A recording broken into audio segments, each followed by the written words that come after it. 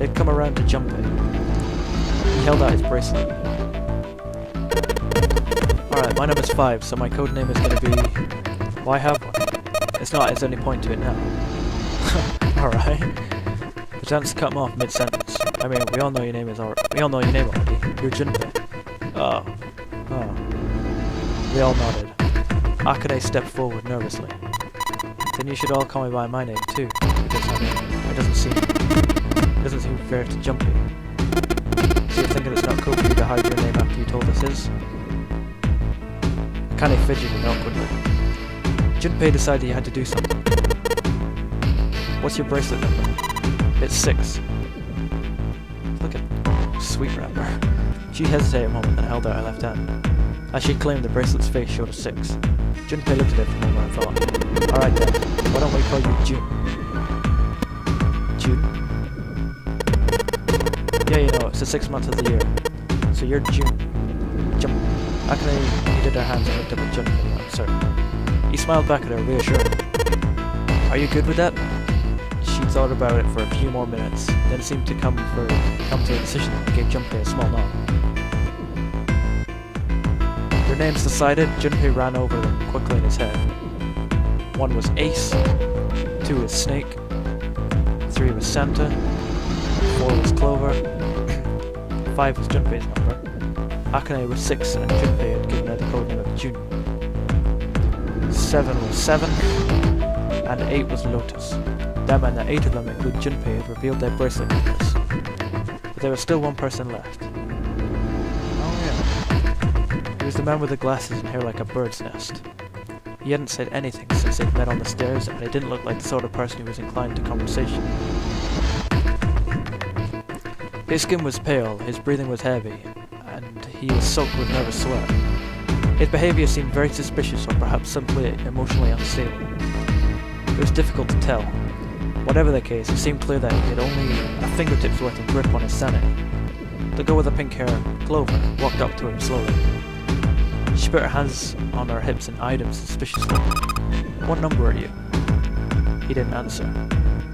His bloodshot eyes twitched from person to person, and his breath came in hot pants. Hot pants.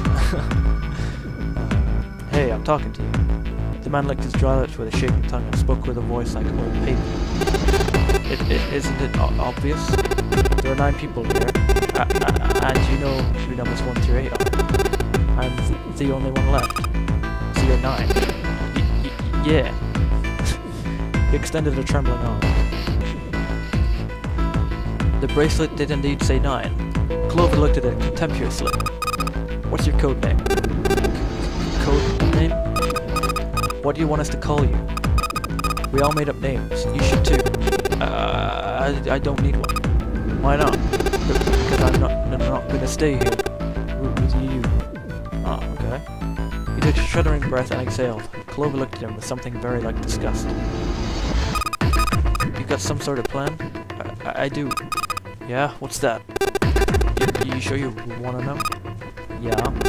Alright. Let me show you. I've gotta do this. He's not gonna kill himself. Ah! What the hell? By the time I realized what he was doing, it was too late to stop him. The man's body moved like a snake's. In the blink of an eye, he had slid around behind her and wrapped his arm around her waist. Hey, what the hell are you doing? Santa, leapt forward towards Clover and the 9th man. He was halfway there when... Stay back! He's got a knife or something. Suddenly the man's hand dove into his pocket. There we go. He came back out with a knife. A pocket knife.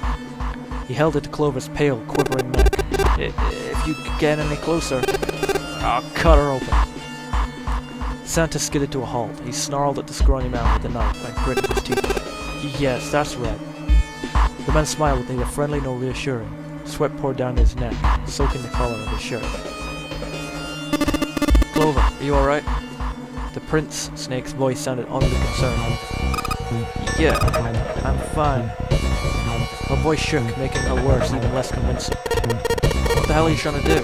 I told you, this is my plan. What are you gonna do to her, you sick son of a bitch?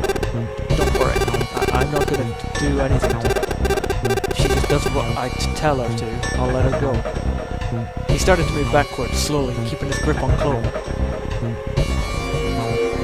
Keeping their distance, Junpei and the others followed.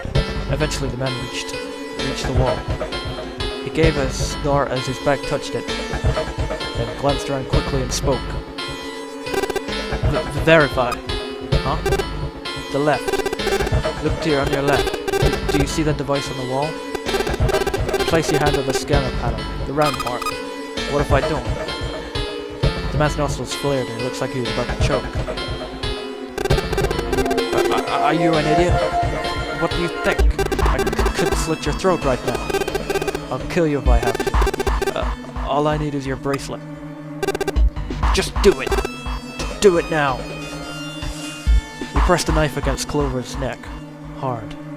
Slowly she stretched her left hand out toward the device. Her back was to it, and she had to feel around for a moment before she found the circular panel. It made a cold electronic noise, and on the display above her hand, an asterisk appeared. So that's how it works, Junpei thought to himself. By placing one's palm on the man had called the scanner panel.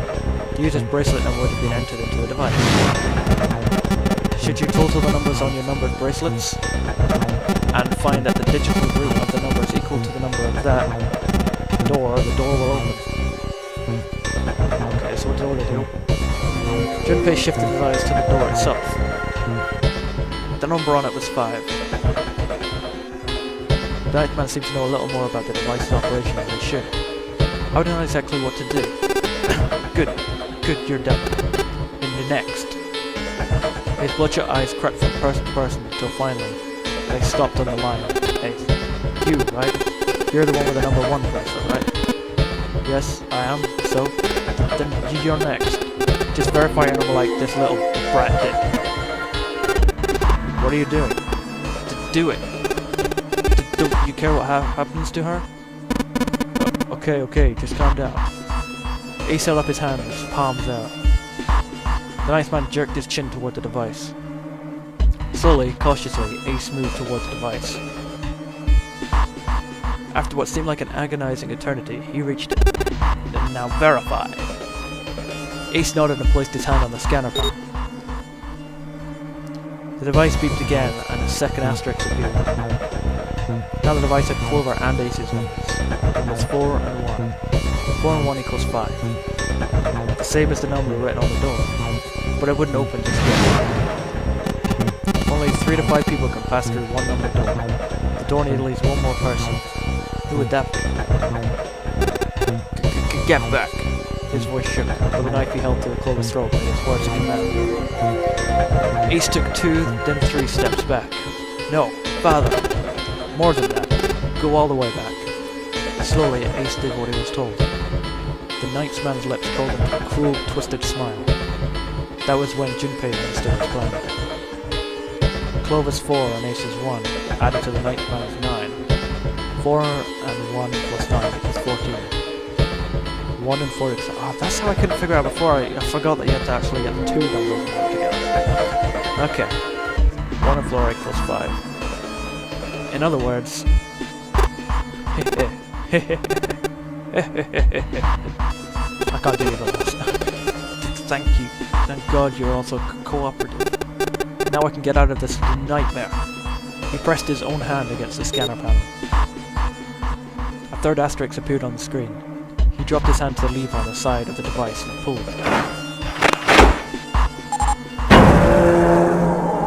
Oh boy.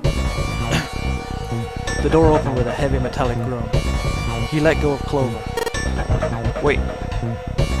Junpei leapt toward the Nightman, but he wasn't fast enough. The man shoved Clover. And hopped through the door.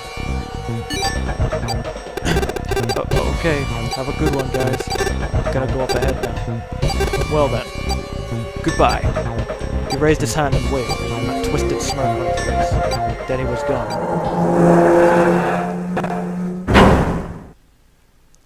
The door ground shut with a dull clang of metal on metal. I think it's a good idea to save it now, actually. Oh, there's a calculator. Would you like to overwrite the save file? Yes.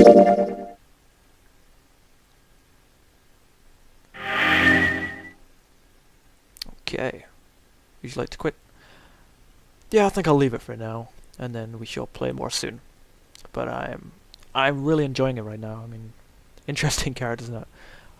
I always had a feeling that one of them was going to be like unhinged or a psycho or something, and it seems to be the one that actually looks most like a psycho. Except the mountain, he looks pretty freaky, but yeah, I look forward to playing this some more. See you next time.